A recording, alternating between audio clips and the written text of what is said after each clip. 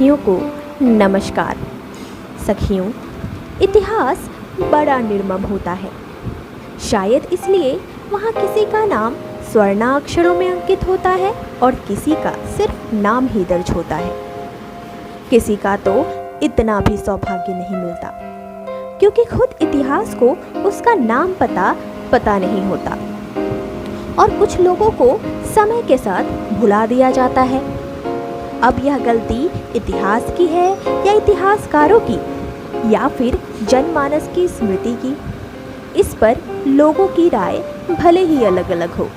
लेकिन जब आलोचना का समय आता है तो इतिहास को या फिर इतिहासकारों को अपने पक्षपातपूर्ण रवैये के लिए प्रायः निंदा का पात्र अवश्य बनना पड़ता है।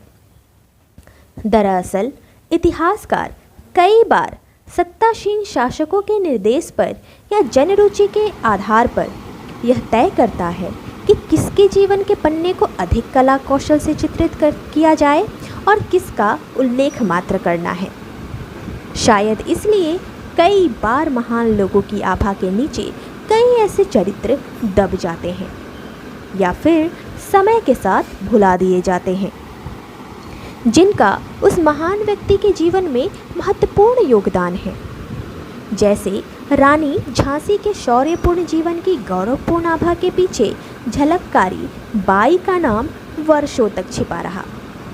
बहुत बाद में लोगों ने उनके बारे में जाना और उनके बलिदान को भी श्रद्धा के साथ याद किया। सखियों, आज मैं एक ऐसी ही सखी की कहानी आपके सामने रखने जा रही हूँ, जिनकी गौतम बुद्ध के जीवन में उल्लेखनीय भूमिका रही है। लेकिन उनके जीवन की कथा को विस्तार से हम नहीं जानते, और वह है सुजाता। सुजाता बुद्ध के समय उर्वेला के सैनिक ग्राम में रहती थी। कहा जाता है कि वह अनाथपिंडिका नामक एक समृद्ध व्यक्ति की पुत्रवधू थी और उनकी दासी का नाम पूर्णा था।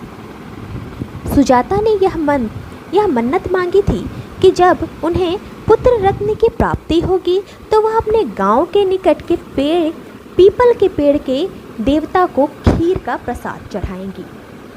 जब उन्हें पुत्र रत्न की प्राप्ति हुई तो अपनी मन्नत पूरी करने के लिए उन्होंने अपनी दासी को उस वृक्ष के आसपास और उसके नीचे की जगह सफाई करने के लिए भेजा।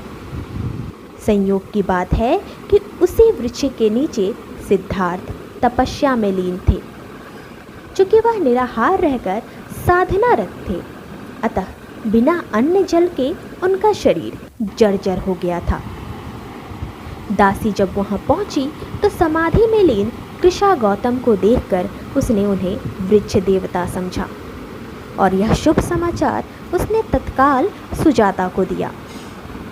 देव के प्रकट होने की बात जानकर सुजाता तुरंत कटोरे में गाय की दूध की खीर लेकर वहां पहुंची और बड़े आदर से सिद्धार्थ को खीर अर्पित किया और कहा, जैसे मेरी मनोकामना पूरी हुई है उसी तरह आपकी भी हो।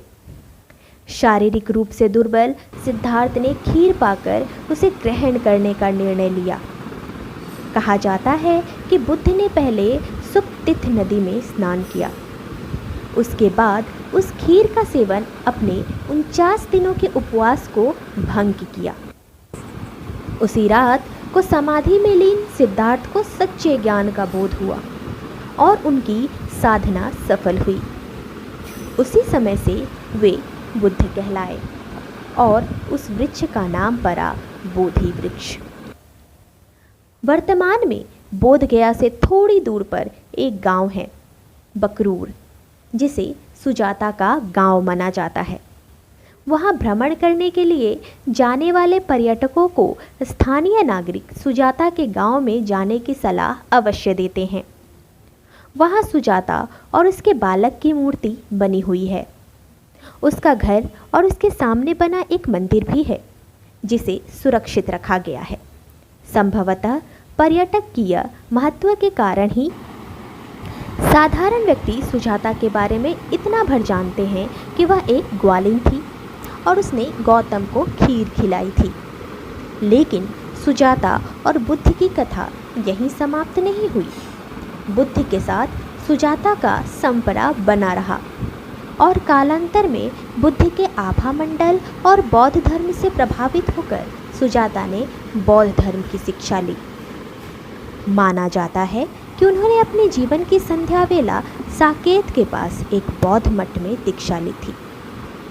उसकी मृत्यु भी बुद्ध की उपस्थिति में ही वैशाली के पास बने किसी मठ में हुई थी।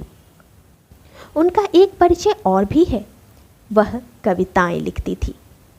थेरी गाथा में जिन बौद्ध भिक्षुणियों की कविताएं संकलित हैं उनमें एक महत्वपूर्ण नाम सुजाता का भी है। कवि ध्रुव गुप्त ने मूल पाली से अंग्रेजी में अनुदित उस कविता का हिंदी में भावानुवाद किया है। सुजाता की कविता में उसकी आत्मानुभूतियों को अत्यंत प्रभावपूर्ण अभिव्यक्ति हुई है। यह कविता आपके लिए प्रस्तुत है। खूबसूरत झिने अनमोल पर्दों से, चंदन से सुगंधित बहुमूल्य और आभूषणों और पुष्पमालाओं से सजी, घिरी हुई दास दासियों, दुर्लभ खाद्य और पेय से मैंने जीवन के सभी सुख, सभी ऐश्वर्य, सभी क्रीड़ाएं देखी। लेकिन जिस दिन मैंने बुद्ध का अद्भुत प्रकाश देखा, झुक गई उनके चरणों में और देखते देखते मेरा जीवन परिवर्तित हो गया। उनके शब्दों से मैंने जाना कि क्या होता है धम्म, कैसा होता है वासना रहित होना, इच्छाओं से परे हो जाने में क्या और कैसे सुख हैं, और अमरत्व क्या होता है। बस उसी दिन मैंने पा लिया एक ऐसा जीवन जो जीवन के दुखों से परे है, और एक ऐसा घर जिसमें घर है ही नहीं। सुजाता जैसी बहुत सी स्त्रियां हैं जिनके बारे में हम बहुत ज़्यादा नहीं जानते, लेकिन उनके जीवन की कथा भी हमें जाननी चाहिए और उन पर गर्व भी करना चाहिए। आज के लिए विदा। अगले हफ्ते में मुलाकात होगी एक नई कहानी के साथ।